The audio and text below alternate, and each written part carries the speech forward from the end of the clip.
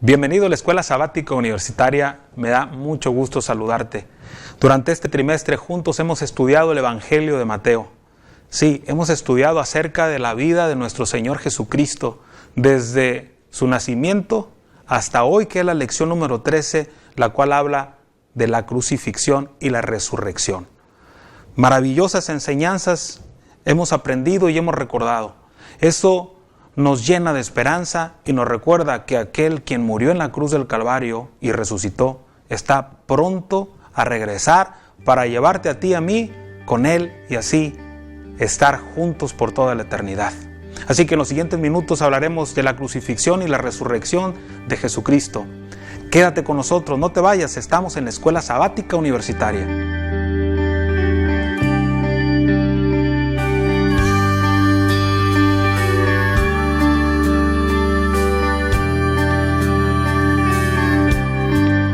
Muchas gracias por permanecer con nosotros, estamos en la Escuela Sabática Universitaria. Bueno, antes de iniciar nuestro acostumbrado repaso, quiero presentar a quienes están con nosotros aquí en el estudio. Voy a empezar de mi lado derecho. ¿Qué tal? Mucho gusto, mi nombre es José Fernando Fermín Reyes, estudio la carrera de Teología. Bienvenido, Fernando. Gracias. Un gusto estar con ustedes, mi nombre es Andrés Ortega y también estudio la licenciatura en Teología. Bienvenido, Andrés. ¿Qué tal? Es un placer estar con ustedes. Me llamo Tomás Alberto Hernández, estudio la licenciatura en Enseñanza de las Ciencias Físico-Matemáticas. Bueno, Tomás, Andrés y Fernando, qué bueno que están con nosotros. ¿Qué les parece si antes de iniciar, Fernando, nos guíes en oración, por favor? Claro que sí, vamos a orar. Padre nuestro que estás en el cielo, te damos gracias porque nos cuidas, Padre, porque nos llenas de bendiciones. Al estudiar tu palabra, que tú nos puedas abrir la mente para poder decir lo que tú quieres que digamos, Padre. En el nombre de Cristo Jesús oramos. Amén. Amén. Amén. Gracias, Fernando. Bueno, hemos llegado a la lección número 13 de este trimestre. Sin duda el Evangelio de Mateo nos ha dejado grandes enseñanzas, nos ha mostrado la obra redentora de nuestro Salvador Jesucristo y el final, por lo general, siempre aparece la cereza del pastel, dicen unos, el clímax del estudio. Y el título de esta semana, Crucificado y Resucitado. Fernando, ¿qué te parece el título de esta semana? Parece interesante. Si lo pudiéramos dejar nada más en crucificado, yo creo que no tendría ningún sentido. Pero el título nos dice crucificado y resucitado. Nos da como que una esperanza, algo en qué confiar. Sí, nos recuerda que nuestro caminar por esta tierra es temporal. Nos esperamos algo mejor, ¿verdad? Este cuerpo terrenal será transformado cuando el Señor Jesucristo venga en gloria y majestad. Así es interesante cómo el autor de este estudio basa 100% este proceso en el personaje principal, no solo del libro de Mateo, sino de la Biblia en general. Sí. Es decir, esta lección es el parteaguas desde lo que es el Génesis hasta lo que es el Apocalipsis. Y más que nada recordar que la obra de Jesús fue muy amplia mientras estuvo en esta tierra, sin embargo... Sí, alcanzó a enfermos, sí, alcanzó... a todo el mundo. Él hizo muchas cosas que la misma historia registra en sus libros, independientemente de que sean cristianos o no. Sin embargo, la obra de la crucifixión y la resurrección es, podríamos decirlo así, la más importante. Aunque suene un poco extremo, pero así es, por el alcance que tiene. Nos abre la puerta al cielo no solamente a los que nacieron en el pueblo judío, sino a todas las personas de todas las generaciones, de todas Ahora las sí, el plan de Dios es revelado o es entregado a todo el mundo, ¿verdad? Y de predicar el Evangelio a todo el mundo. Y tan a todo el mundo que es un suceso que sucedió hace más de 2000 años y que tiene alcance aún hasta nuestros días. Y estoy seguro que va a ser aún más allá después de esto. La lección toca un día en el cual habla de Jesús o Barrabás. ¿Qué me pueden decir al respecto? Bueno, yo leía un poquito acerca de Barrabás, que el nombre de Barrabás puede significar que era como el hijo consentido de su familia. Y decía ese comentario, me gustó, me llamó la atención porque dice, muchas veces los hijos consentidos hoy en día suelen copiar la actitud de Barrabás, suelen ser dañinos para la sociedad, así como lo fue Barrabás para su época, porque no solamente tenía en contra al pueblo romano, sino también al pueblo judío, porque ellos mismos fueron los que lo entregaron, eran los que no lo querían.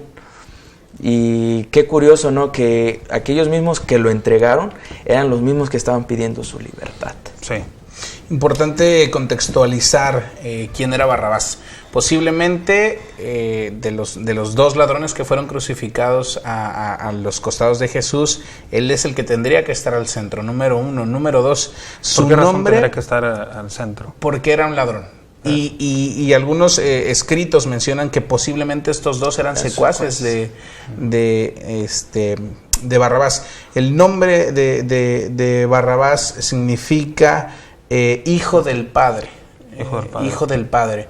Y, bueno, se dice que también Barrabás se autoproclamó como el Mesías. Sí, algunos otros escritos mencionan que su nombre era Yeshua o Jesús en español, y era un nombre muy común, lo que algunos desconocemos hasta este momento, que el nombre de Jesús era común en aquel entonces.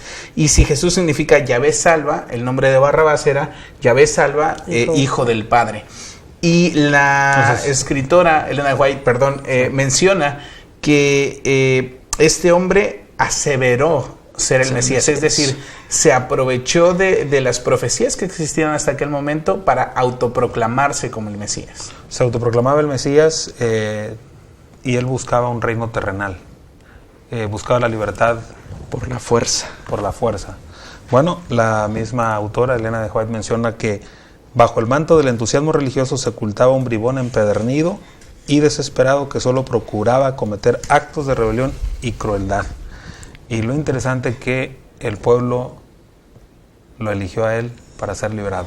Se puede decir que Barrabás era un anti-Jesús, era un hombre que hacía las cosas contrarias a como las hacía Jesús, proclamando un propósito parecido, sin embargo...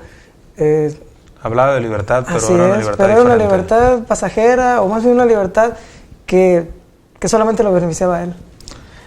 ¿Por qué la gente suele preferir más las tinieblas que la luz?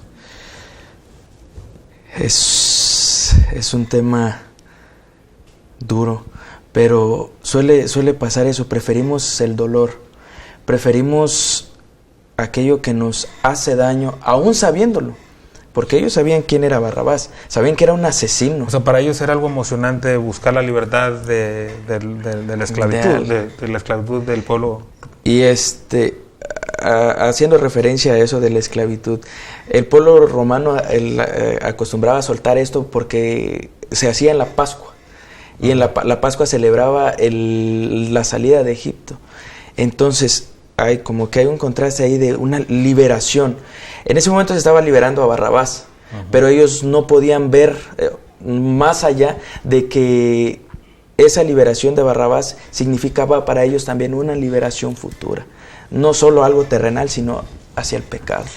Recordemos también el contexto en el que Mateo desarrolla todo esto. Primero una entrevista con Pilato, que era el gobernante, que le pregunta a Jesús, ¿tú eres el Hijo de Dios? Y Jesús le dijo, tú lo dices. Entonces, si eso lo contraponemos con el hecho de que Barrabás se autoproclamaba Mesías, la necesidad del pueblo judío de ese Mesías, de ese Salvador que los libertara del yugo romano. Y si tú los pones a elegir, ellos no buscaban a quien fuera más justo, ellos no buscaban a quien representara lo bueno, ellos querían a alguien que viniera a libertarlos del yugo romano. Entonces, este hombre sustituye o intenta sustituir a Jesús. Y el problema es que la posible respuesta a la pregunta, pastor, es que nosotros como seres humanos buscamos un resultado para esta tierra. O sea, queremos que las cosas sucedan pronto y no visualizamos lo que puede ir más allá. ¿Pudiera ser que nos autoengañamos? Sí. De acuerdo con varios estudios en pedagogía, los psicólogos no entienden a veces cómo es que en cada mente humana, a pesar de las virtudes que pueda tener, siempre hay una gota de defecto. Siempre hay algo que nos hace tender a malos pensamientos. Y yo creo que esa gotita de aceite en nuestro lago de agua pura es el pecado. Estamos viviendo una situación de dolor constante, porque el pecado es un dolor constante. Entonces, Satanás, que es el enemigo, y quién es quien provocó esa herida en primer lugar, nos hace caer ante ese dolor en pensamientos absurdos, que no van con la lógica del Creador, que imprimió su forma de ver las cosas en nuestra mente. Entonces, la gente, en vez de tener un juicio pacífico, de tener un juicio real acerca de las cosas, se deja llevar por la euforia, se deja llevar por la emoción y por los sentimientos más intensos de su corazón, que son únicamente reflejo del dolor que tienen en ellos. Por eso es importante que nosotros no nos dejemos guiar por sentimientos, ¿no? Nos dejemos guiar por la palabra de Dios en todos los aspectos.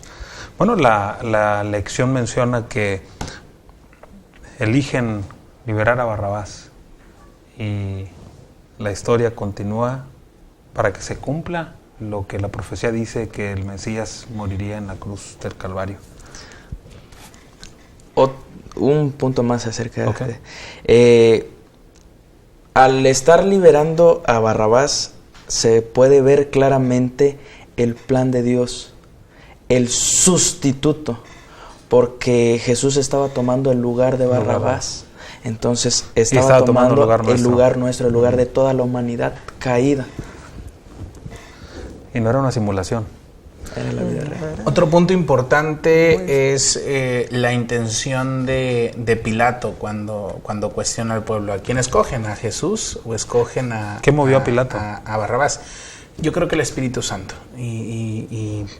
Si no mal recuerdo, Juan así lo menciona también, movido por el Espíritu Santo, justo después de ser crucificado, cuando querían que quitara el letrero encima de la cruz, les dijo: no, lo que he escrito, he escrito.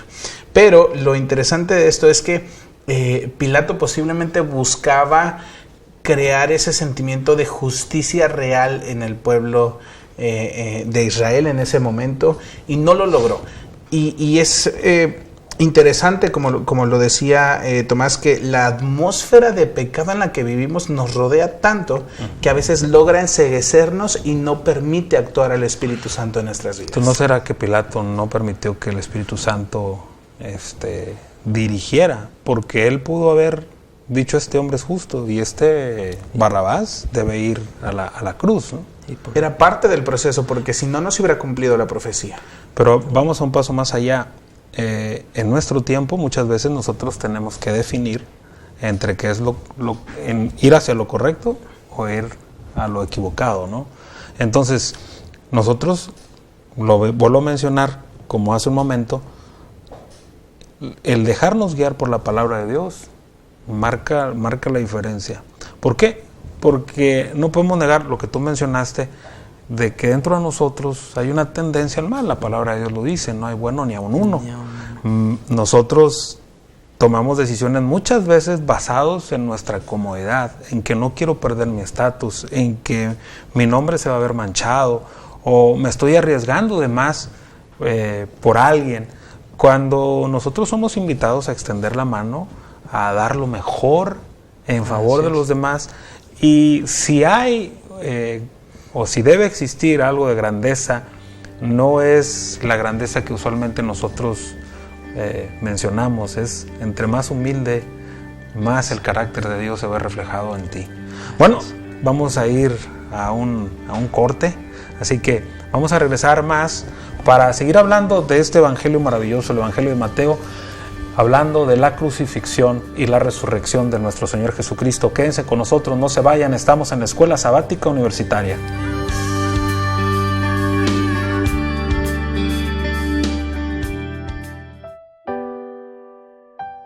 Porque quiero aprender. Porque quiero que mis sueños se vuelvan realidad.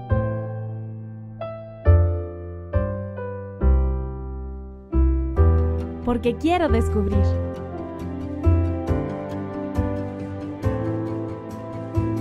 Porque quiero vivir bien. Porque quiero servir a los demás. Porque estoy más cerca de Dios.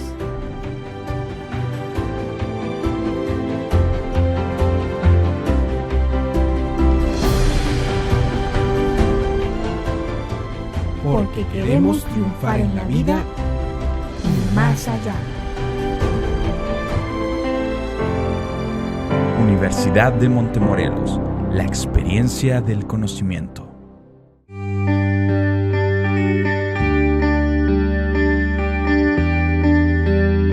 Gracias por permanecer con nosotros. Estamos en la Escuela Sabática Universitaria con el repaso de la última lección de este trimestre, Crucificado y Resucitado.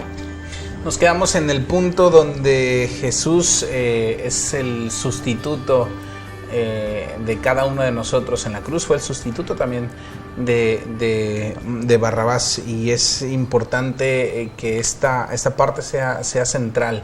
Dice el versículo 46: Dios mío, ¿por qué me has desamparado? Fernando. Yo creo que muchas veces nosotros hemos sentido un desamparo, pero al pensar cómo Jesús, alguien que tenía una conexión cercana, porque era una conexión íntima con el Padre, pudo haber dicho: ¿por qué me has desamparado? Tan grande era el peso del pecado, tan grande es el repudio de Dios hacia el pecado, que en ese momento Jesús se sintió desamparado, porque Él estaba, como dice Isaías, estaba cargando con todo el peso de nuestras rebeliones.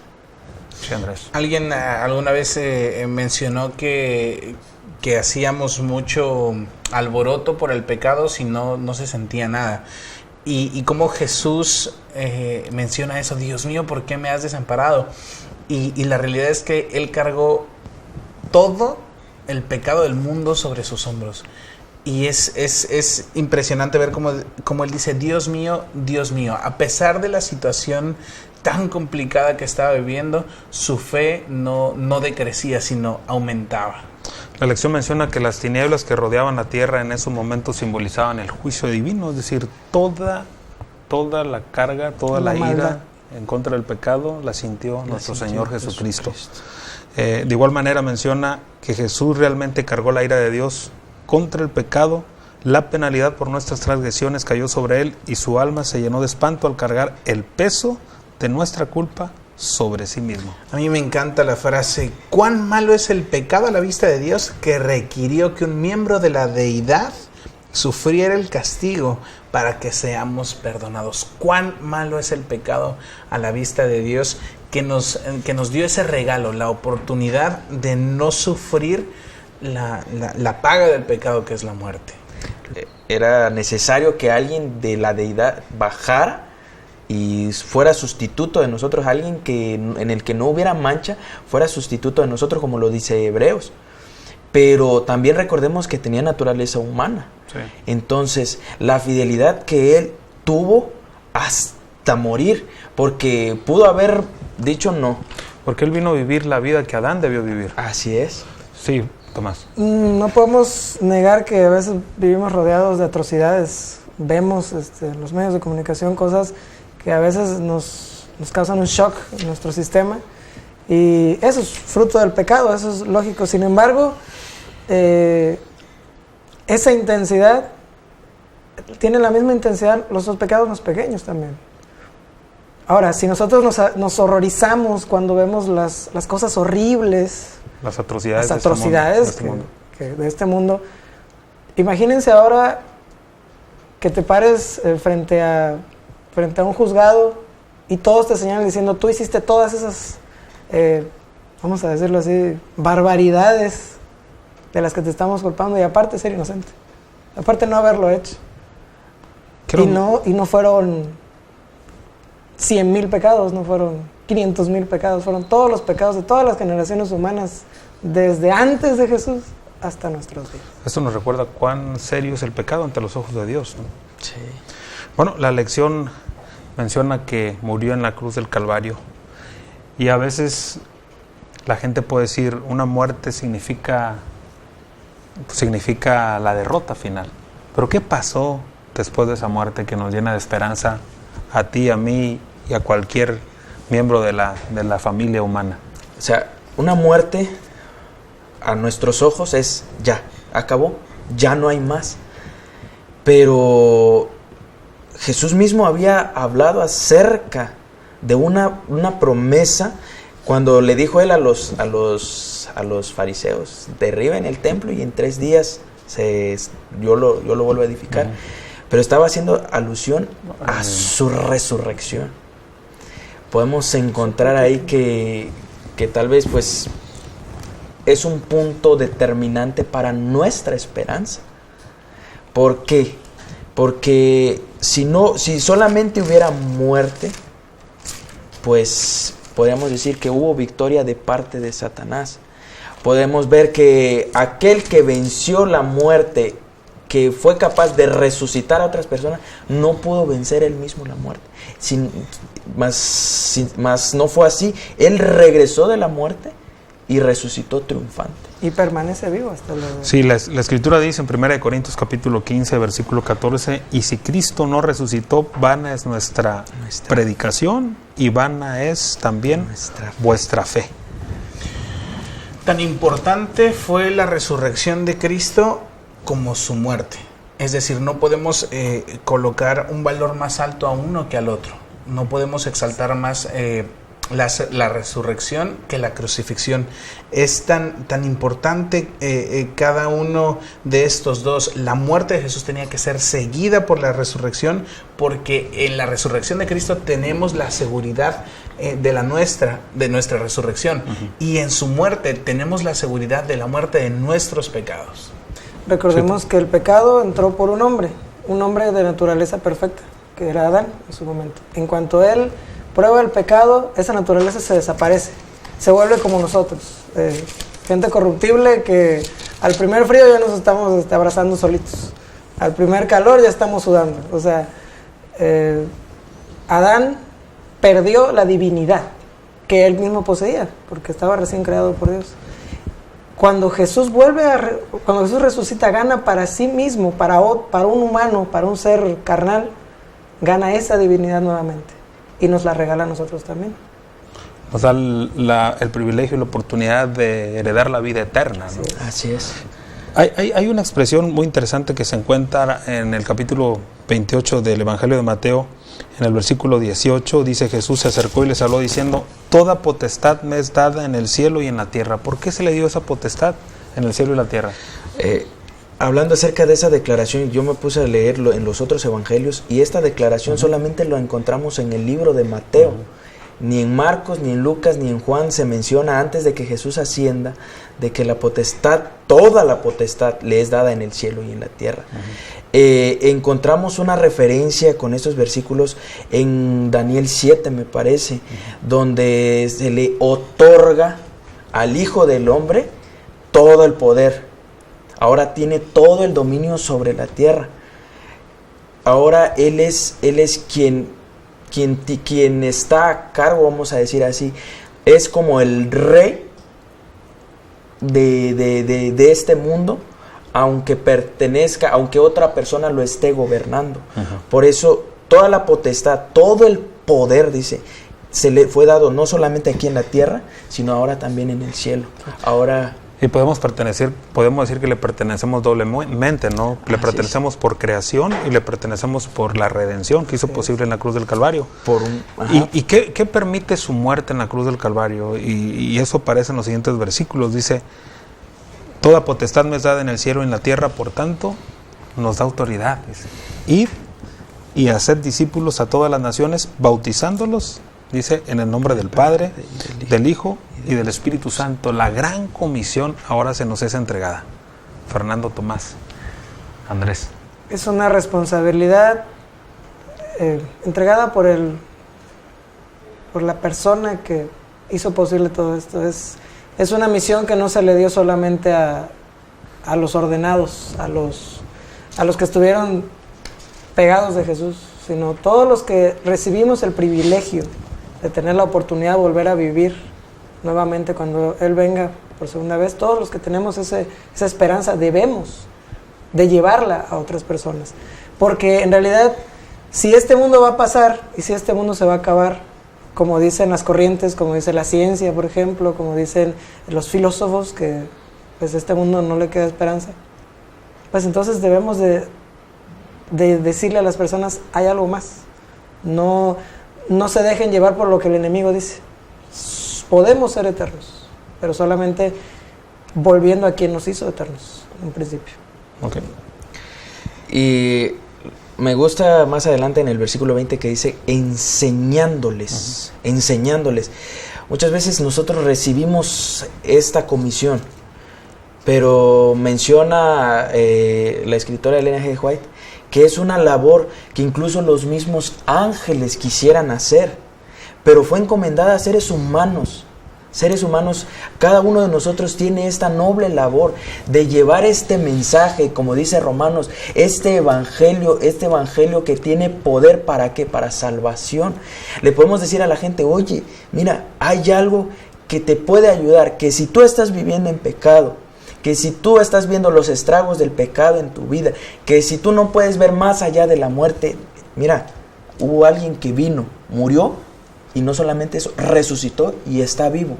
Y es el que te puede otorgar esta vida eterna que a ti te hace falta, esa esperanza que tú necesitas.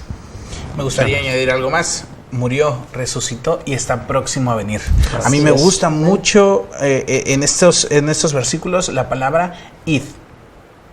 Los que ya conocimos esta obra tan importante que realizó Jesús por nosotros, que vino, fue crucificado, resucitó, va a volver a venir, y que nosotros tengamos esta oportunidad de llevar a otros estas buenas nuevas y que no lo hagamos, se me hace un desperdicio total de todo aquello que Dios nos entregó con Cristo en la cruz del Calvario. Brevemente, ¿con qué nos quedamos en el estudio esta semana, empezando por Tomás?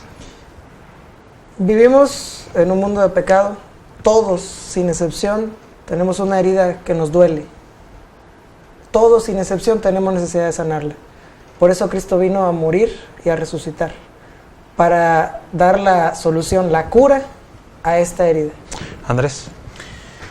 Cristo murió en la cruz del Calvario. Los sacrificios que habían sido establecidos en el Antiguo Testamento fueron cesados y ahora apuntan a algo mucho más grande. Él perdonó todos y cada uno de nuestros pecados. Así es. Y podemos resumir todo esto que, como decía Andrés, murió, resucitó, pero tenemos la bendita esperanza de que está próximo a venir. Pues muchas gracias por haber estado con nosotros. También a usted, gracias.